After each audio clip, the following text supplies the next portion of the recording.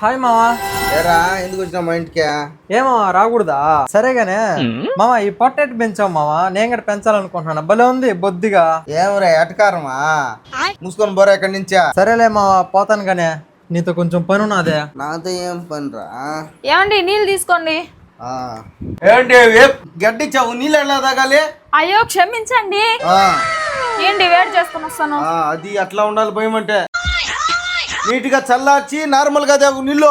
ఏమనుకున్నావు నువ్వు? బావా నువ్వు సూపర్ బావా. అక్కనేంది బావా ఎంత కంట్రోల్లో పెట్టావు? పెళ్ళైన ప్రతి మగాడు ఇలాగే ఉండాలిరా, అప్పుడే భార్యలు కంట్రోల్లో ఉంటారు. అబ్బా అబ్బా అబ్బా బావా, నిన్ను చూస్తా అంటే నాకు కూడా నీ కాలు మొక్కాలని ఉంది బావా. అట్టన్నా నీకు నీ అక్కకు పుణ్యం కలుగుతుంది. మొక్క కాళ్ళు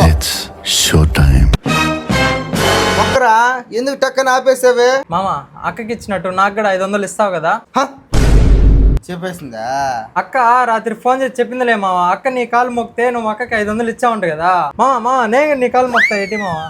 ఎట్టా తెలిసిపోయింది కదరా, నువ్వు నా కాలు ఏం మొక్కబలేదు లేబో. మళ్ళీ నాకు 500 ఏమన్నా బొక్క పెట్టాలని చూస్తున్నావు ఎట్టా? పో ఇక్కడి నుంచి.